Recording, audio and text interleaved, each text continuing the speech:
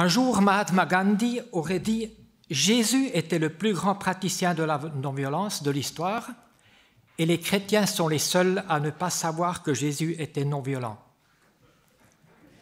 Gandhi n'avait pas tout tort, mais comme dans toute chose, il y a des exceptions à la règle.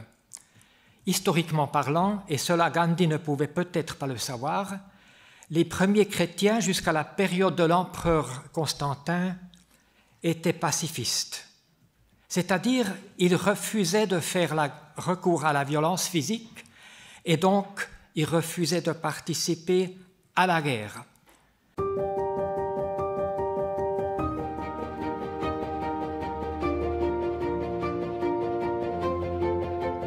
Sont comptés parmi les églises historiquement pacifistes les anabaptistes ménonites, les Quakers, la Société religieuse des Amis, et la Church of the Brethren, les frères, l'Église des frères.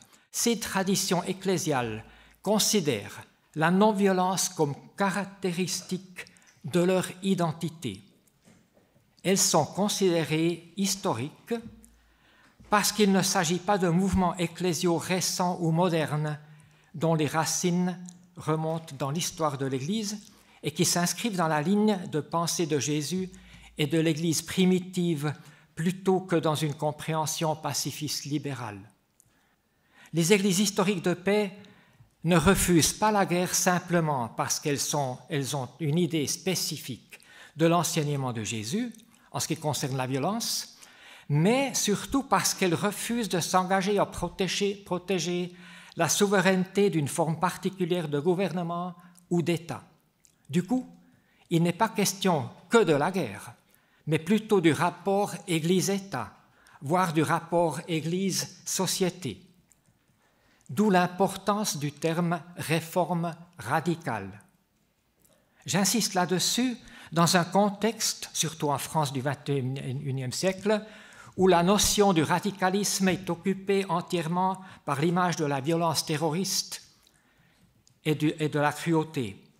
Radical, pourtant, signifie aller au fond des choses et s'y prendre de manière drastique.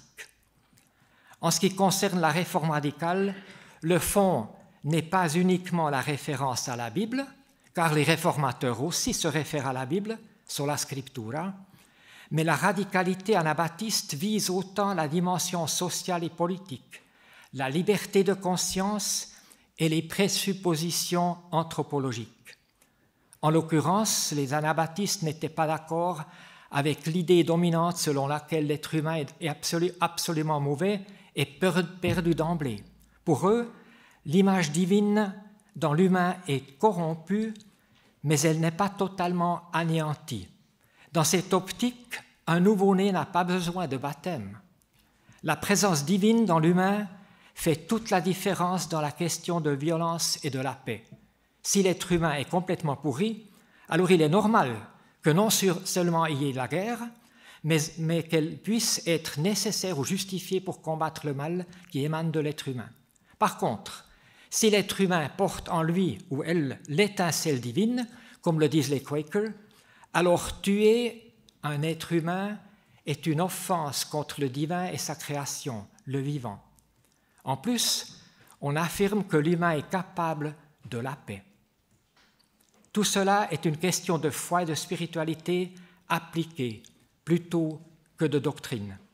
Il faut admettre, cependant, que cette approche radicale de la réforme n'a pas été limitée aux seules églises historiques de paix. Il y a aussi les frères tchèques, par exemple, ou les Kimbaguistes en Afrique, ou les disciples.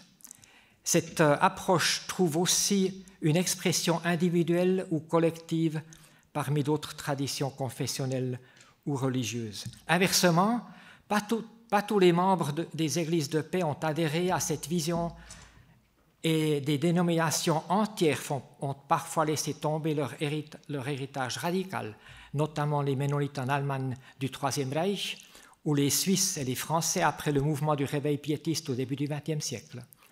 Mais le mouvement anabaptiste du XVIe siècle était ni uniforme ni unanime en ce qui concerne le pacifisme ou la forme et la structure ecclésiale.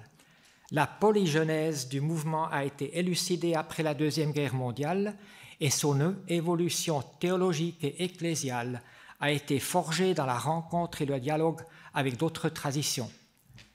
Entre-temps, le mouvement s'était répandu dans le monde entier, soit par émigration, soit par la présence missionnaire ou humanitaire.